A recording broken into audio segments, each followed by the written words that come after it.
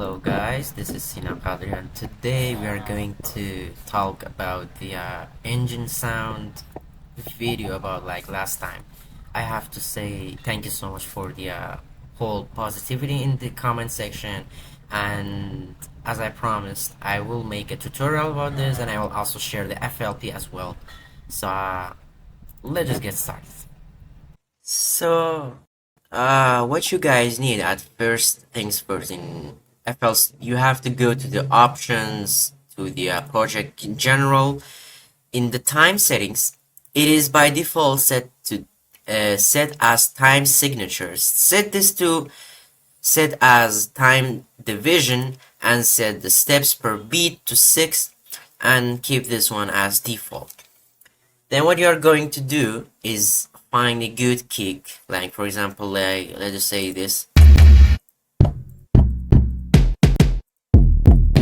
Doesn't matter, as long as it sounds like a piston shot, it will do the trick. So for example, we have the Pro M kick here, which is after doing some editing with RM, cutting it and keeping the sample shorter and like trimming it, and that's the result. That's actually close enough to a piston shot sound.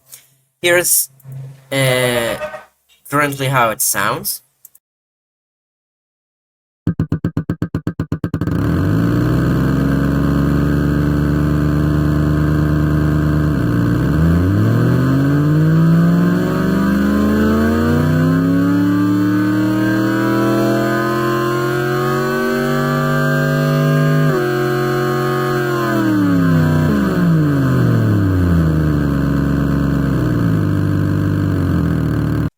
So the thing you are seeing here when I'm changing this, the BPM, you see it says around like 81.000 BPM. That's the actual RPM for the engine. We are using a what do you call this? A Chrysler V8 engine, rear wheel drive car, and the what do you call that? Firing order is 18436 572, which is, in this case, it means left, right, right, left, right, left, left, right. In our case, this should mean C5 and C#5. Remember, the left side is the one that is selected, and this side is the right side. That's what you need to know about this. What we are going to do, we are going back to our piston fire sound, and we are going to set the track jack to number 3. We are going to minimize this for now because we don't really need it. We are going to keep this here, and we are going to minimize this as well. We are going to keep this here. We are going to our mixer. We are selecting jack number 3. We are going to add a equalizer. The reason why we are doing this is because we want to hide the higher frequencies that is very like it feels like it is just a jizz sound, which is, we don't really want to have these kind of bad sounds when it comes to making a car engine sound.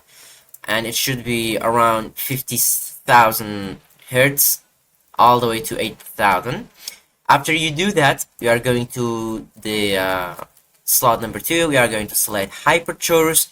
We have to select, set the chorus effect for the engine because we don't want to make it sound very static. We want to make it sound at least a little bit realistic. By this, we are going to add some inner engine kind of a reverb or something like that. And hyper chorus is perfect for this. We are going to set the mix to like this. It should be around 20% to 80%, like 80% dry, 20% wet. We are going to set the LFO to 25%. Low pass goes all the way to 2,800 hertz, and same goes for this one in the same value.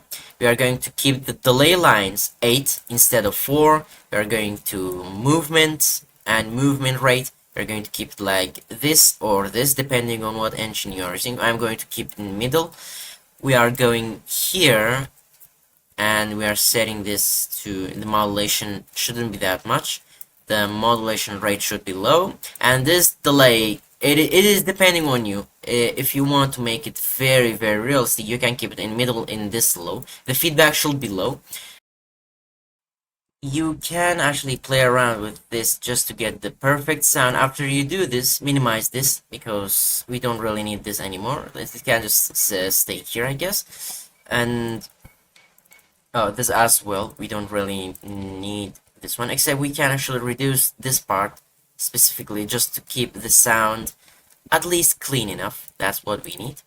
And minimize this, move it to here. We don't need this. We are going to our plugin list. We are going to add a what you call a GMS. The reason why we are using a GMS is not because like adding a sound sign or anything like that. You'll get it soon.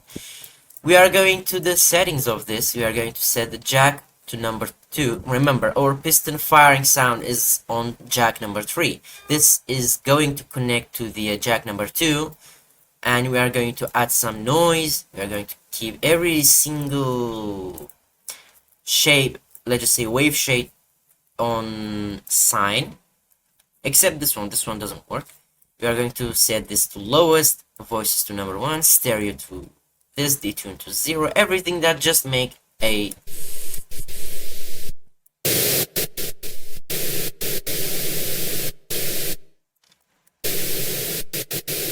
because all we need is just this noise. That's all we are going to take from this. And now we are done with the GMS as well. This goes here. We are going back to our jack. We are going to select jack number 3. We are going to connect it to jack number 2 with a little bit of like a less effect. And now we are going to jack number 2. We are going to add some effects over this because we need to manipulate that noise to feel like a wind instead of just being a noise. So for this we are going to use a parametric equalizer 2, and we are going to set the mastering to 3 band like this. So we are going to completely mute this part as well, and we are going to keep this like slightly like this. Let's just take a listen. If you are not sure if this is the exact noise you want to get, you can actually just play around until you get one. This is perfect for me. Now we don't need anything about this as well. This goes here again. Now we are going to the master. We are going to add a equalizer again, but this time it is for the aggression. We are going to lower this hertz again. We are going to disable this, keeping this like here. So keep the number 5 over here, increase the kicking of this one around 80%, and now we are going to see if this does make any difference on our engine's aggressiveness. That's what we are actually looking for in this effect, and this should be okay. So now we are going back to our piano roll, and wow, that's big. Wait a second. Alright, we are going to the GMS. We are going to the lowest frequency of this one. We are going to zoom out completely, adding a G0 or anything that is gonna play the noise is enough for us. So just keep it low as possible so the oscillators won't play, or at least it won't manipulate the sound. And after doing that, go back to your kick sound, aka the engine piston order. We keep it here, minimize this. We don't really need this anymore after all. Then what we are going to do is keep this on and this on as well in here. Keep this low, and now we are going to search for control. We are going to add a control surface. After doing that, it always opens another sample for some reason. Okay, and now we are going to edit mode. We are going to add a knob Doesn't matter. I'm going to choose this one. Looks good enough for me. We are going to rename this to RPM. That's going to control our tempo. And now we are going to hear a slider. Maybe this one. Yeah, that's good enough for me. We are going to scale it like this. We are going to call this one the gas pedal. The reason why I made this one is because this is going to control the pitching of this sound. So whenever the sound needs to be manipulated, so it will give you a less like aggression on the engine. By this way you will feel like the car is actually decelerating instead of accelerating. And now for this we are going to link this to a controller. We are going to select the gas pedal. We have to add a formula here. For the gas pedal formula, we are going to set input multiply 0.05, which is, it means just 5% of what we are actually adding here. Then we are going to plus this on how much we actually have here as default, which is, it should be actually 25%. So I will just go ahead with a 0.66, maybe the scary number. And yeah, that's what I'm looking for. And now we are going to here, alright? Here to the equalizer.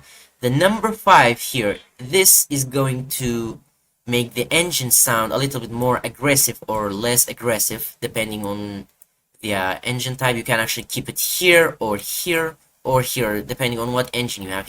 If you have a formula engine, keeping it like here will make it more realistic. Like, it will make you feel like it is being recorded with a microphone instead of being generated by an application. We are going to keep this here. This is for a V8 engine. We are going to right click, link to controller, and this time we are going to select the RPM, and now we are going to say input multiply 0.4, which is means 40% of our input, plus 0.4. Let's just say that, and let me take a look. Yeah, that's perfect. Now we are going to here, right clicking on the tempo, we are going to link this as well to the RPM, and input multiply 0.92, 92 plus 0.02. By this way we will ignore the 0.1. We are going to ignore the lower values, that is just the kick, and it should be like this. Yes, and that's it. Just minimize this, keep it here. You are not going to use it anymore. Same as goes for this. And there you have it. Take a listen to what I meant. And yeah, I will actually upload this FLP as well for you guys, so you guys can play around. And yeah.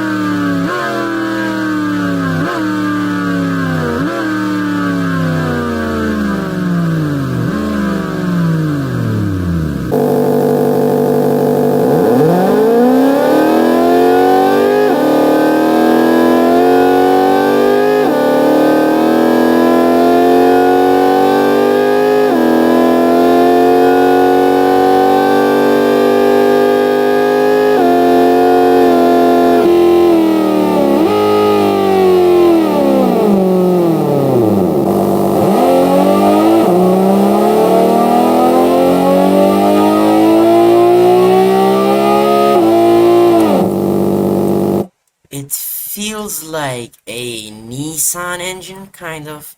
Alright, let me see this 4-cylinder.